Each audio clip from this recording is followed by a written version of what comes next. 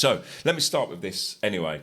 The penalty fares are 27 years old now in England as of 2019, and they began life under British Rail, which is a British main rail transport service, as a reasonable deterrent to fare dodging.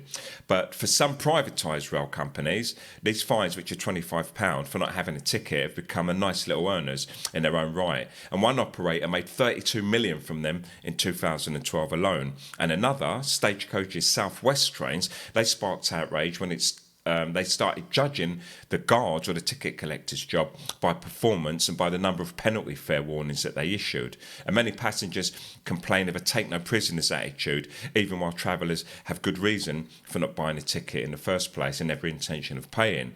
And they say that they're being penalised for train companies' failure to provide adequate station ticket offices with staff and operating hours, even as passengers' numbers have risen. And we've seen major cuts in the UK at many stations. They've replaced staff with machines, and there's often no one to talk to if machines are broken or not functioning, or if there's an abundance of people and there's not enough ticket machines, and that hasn't been taken into consideration by them.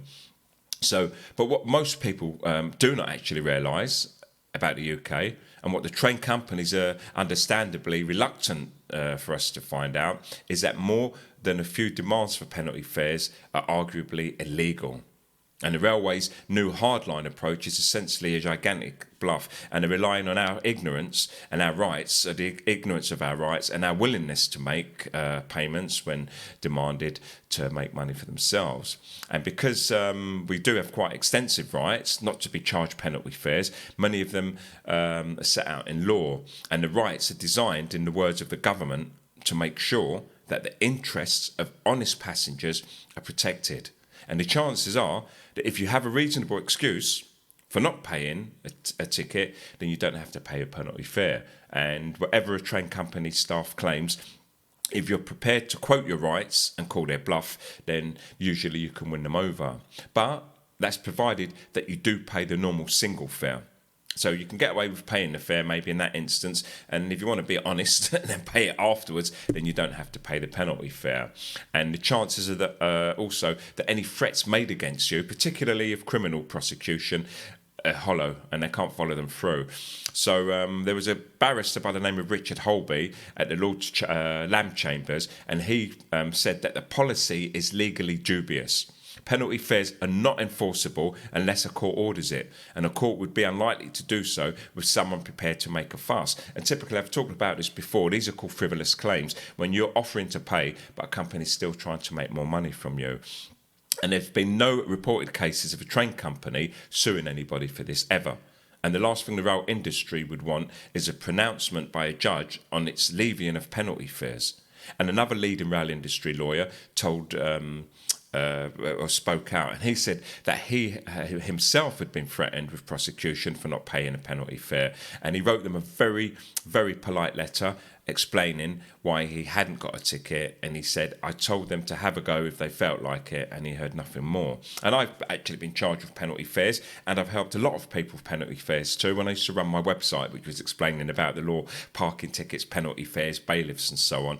And when you are approached by penalty fare officers, they often have a policeman with them, and the policeman's there simply to keep the peace. But because they're working for the state, they have the interests of them at heart, and they try and give that demeanour or act as if they're on their side, and they're often threatening. They typically come in threes and they crowd people, but whenever I've witnessed it, not every single time, but often when I witness it, I often walk up and I speak to the policeman first and say, excuse me, I'm not trying to cause any harm here or get involved. And then I say, can I speak to this person? And they say, yes, I would anyway. Even if they said no, I have the right to.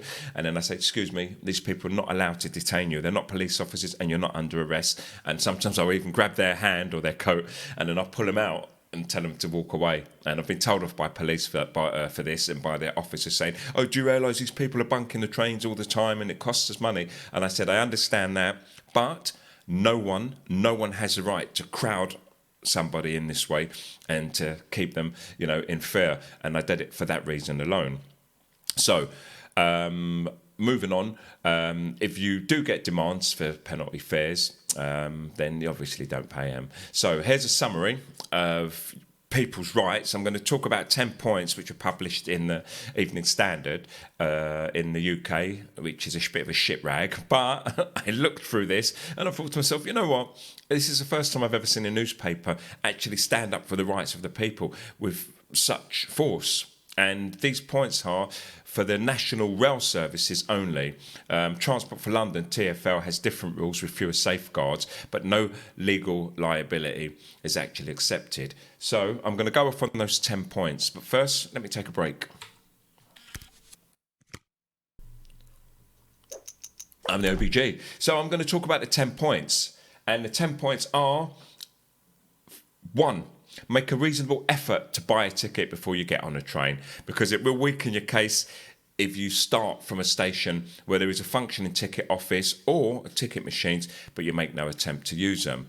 And this doesn't mean that you have to wait in a long queue and miss your train. So I'm going to talk about this when I get down to Rule 8, because if there's long queues and they haven't got the provisions for you to get onto a train in time, you can still get through and use that as your excuse for not having a ticket. So if you do get caught by the ticket officers, then you could give them your real name and address, receive the fine, tell them that you're only going to pay the full amount and you're not paying the extra. I'll get onto that too. So I'll be talking about that in Rule 8 for the government's guidance on what constitutes a reasonable waiting time at a train station. So number 2, if you're asked for a penalty fare, check that you actually have to pay one, because there are several non-penalty fare locations in London and the South East. Most importantly, Stansted Airport. If your journey started off at one of these locations, you cannot be charged a penalty fare. This probably applies even if you've changed trains onto a penalty fare service en route. And this is something that you maybe have to research yourself to find out which stations it doesn't apply to. And there are other lines on which one operator has penalty fares and another does not. If, for instance, you're asked for a penalty fare at the excess fares office at Euston, and you have arrived on a train run by Virgin, not London Midland, then you don't have to pay the penalty.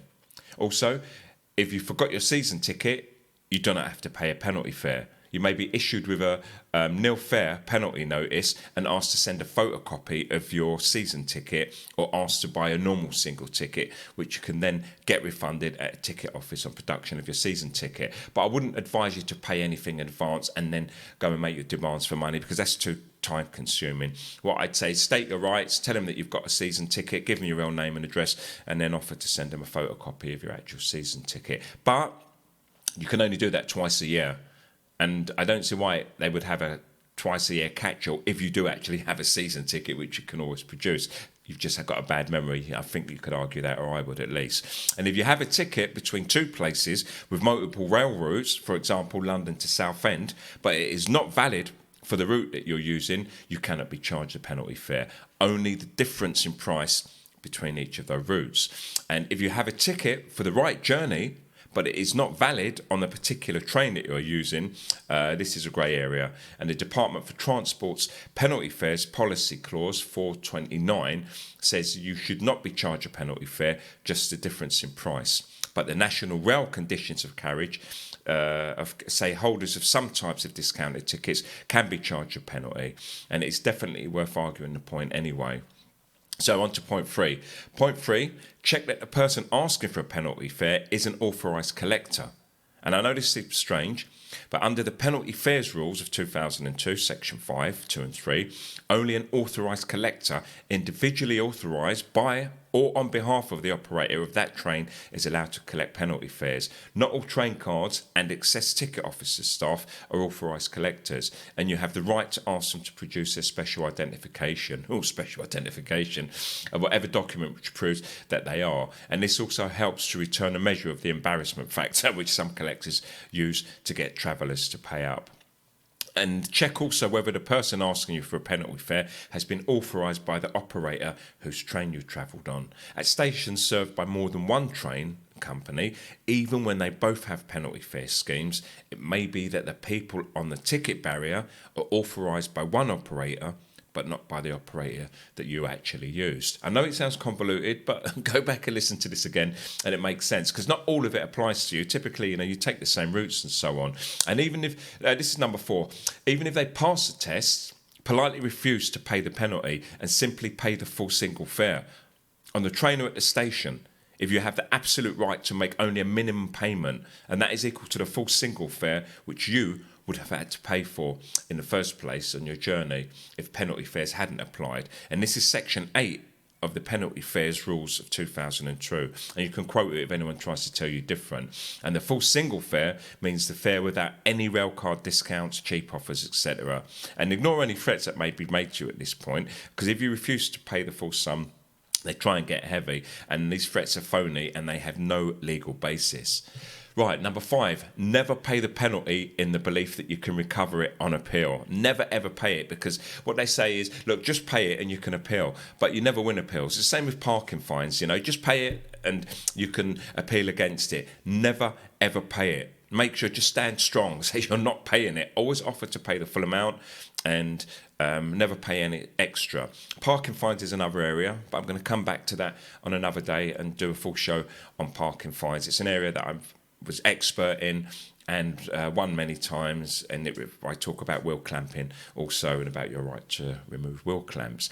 So you are allowed to appeal against the penalty fare to one of 2 supposedly independent bodies, but most operators use independent penalty fares appeal service, known as IPFAS, and others the Independent Appeal Service, IAS. But IPFAS is in fact owned by Southern Eastern Trains, and it's based at Southern Eastern's head office, and all of its staff are Southern Eastern employees. So there's a conflict of interest there. And IAS was also, until recently, based in railway offices, and its company secretary is a director of the company. So don't trust them.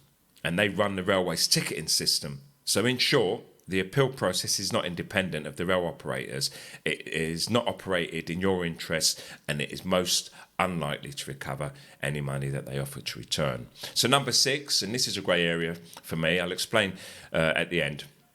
Give your correct name, address and journey details. And once you've paid the single fare, the collector will then ask you for your name and address so that they can send a demand for the rest to be paid within 21 days. And they can check your names and addresses while you wait, because they have access to the electoral roll database. And the only criminal offence in the whole penalty fare legislation is refusing to give a name and address or giving a false one. So give the right details. Now that's a straight down the line advice, but who knows, if you know someone who's round about your age or whatever, just give their name anyway. Typically it comes up, they don't even use the age, all they do is give an address. So give an address and a name that you know of, it will come up correctly, and you can often walk away. And I think it's important that we play that game sometimes. So on to point 7. Once you have paid the minimum, they will hand you a form.